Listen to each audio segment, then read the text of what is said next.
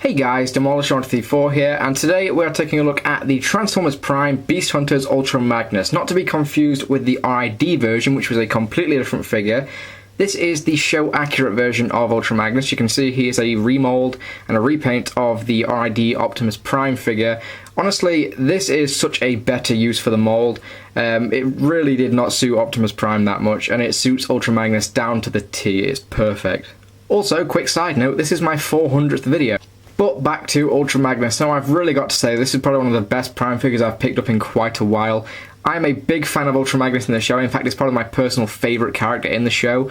And to have a show-accurate toy of him is amazing. Honestly, I just really can't get over how much better this figure is compared to the RID version of Optimus. It's like a completely different toy. The accessories, for one, are much cooler. We do have a jetpack, which is actually based on the Beast Hunters Optimus Prime jetpack, but apparently Ultra Magnus decided to borrow it. It also comes with the Forge of Solus Prime. Got some missiles on the actual jetpack itself, but this just sort of folds out, and you can attach it to him in robot mode, and it looks pretty damn cool. In fact, this jetpack is actually probably more functional than the one that is actually included with the Beast Hunters Voyager Optimus Prime.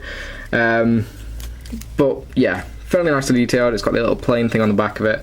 Nothing too spectacular, no paint apps or anything. It's got the Allspark blue paint app. In fact, the entire figure is more or less Allspark blue, which I actually really like. It looks way cool on Ultra Magnus. Yeah, but there it is. There are the accessories. Unfortunately, when you take the accessories off, he looks kind of plain, and because of these shoulder pads here, it looks kind of goofy. That's really all I can use to describe it. But the paint apps are very nice. We've got some silver on the front here, grey plastic on the grille. We have a nice blue Autobot symbol, yellow paint apps on the lights there. We've got some red in the windshield and an upside down Autobot symbol. On the side here, basically the same. We've got some red in the shoulder pads and some more silver, but really the paint apps start to show more in his robot mode. Also, one really quick thing about the vehicle mode. I don't know if it's just my figure, but he appears to be missing smokestacks when on the packaging here he clearly has them. I'm not sure if that's just my figure. I haven't seen many reviews of this guy. So please let me know if it's supposed to have smokestacks, but yeah, mine is missing them. To transform Ultra Magnus, we're going to come around to the side here, and we're just going to unpeg these panels. Then we're going to unpeg this entire section from the bottom here. Then we're just going to fold them down. Then take the panels and just flip them forward. Then come around to the back here, fold this down a little bit and flip these forward. Then we can split this entire section and just flip out his feet, which are really stiff on mine. And there are his legs, you can barely see them. Now this is where it gets kind of tricky and it's kind of a pain in the arse, to be honest. The new shoulders, they definitely do get in the way quite a bit during transformation, but it's worth it in robot mode. Anyway, I'm going to come up here, I'm going to split this section and just sort of unfold it. And I do apologise ahead of time, this is kind of messy and it's all over the place. Flip up the head, let's just get that up and out of the way. Rotate these pieces down like that. Come around to these shoulders here, and we're going to sort of rotate them up like that.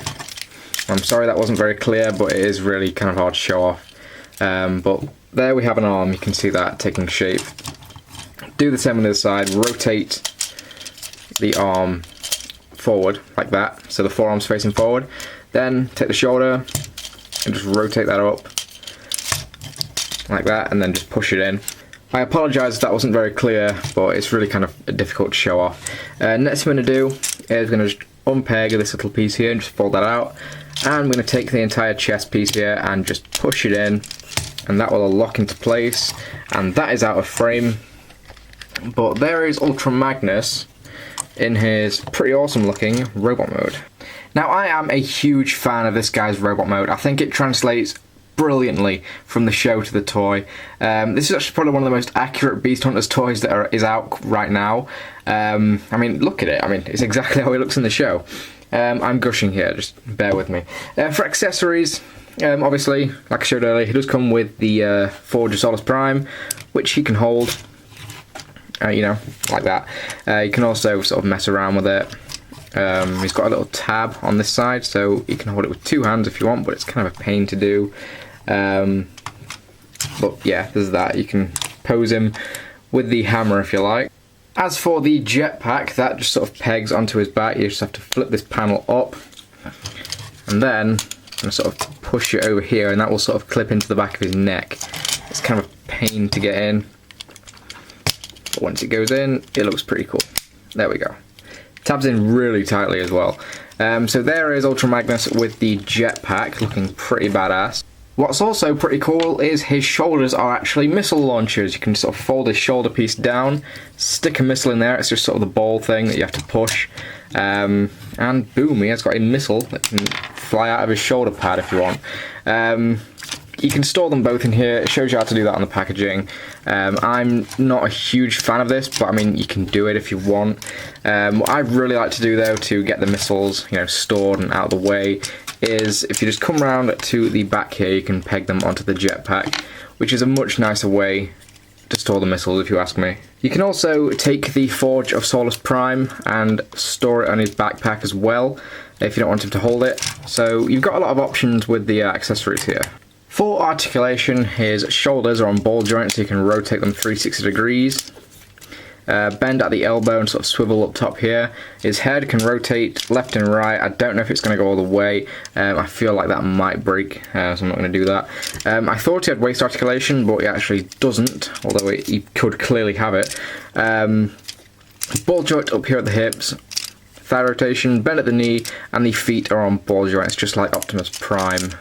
For a quick comparison, here he is next to the Optimus Prime figure, and just look how shit that looks compared to that. I mean, it's really a no-brainer. And here is another comparison next to the other Ultra Magnus figure. This one was released as part of the RID line.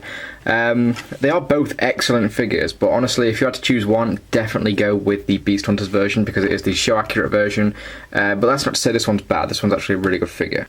I would definitely like to see a Roadbuster repaint coming out of this mold at some point. That'd be pretty cool. But that is it for Ultra Magnus. Overall, fantastic figure. Probably one of the best figures in the line right now. Really highly recommend you pick this guy up. He is definitely worth it. Anyway, thank you guys for watching, and I will see you next time. Take care.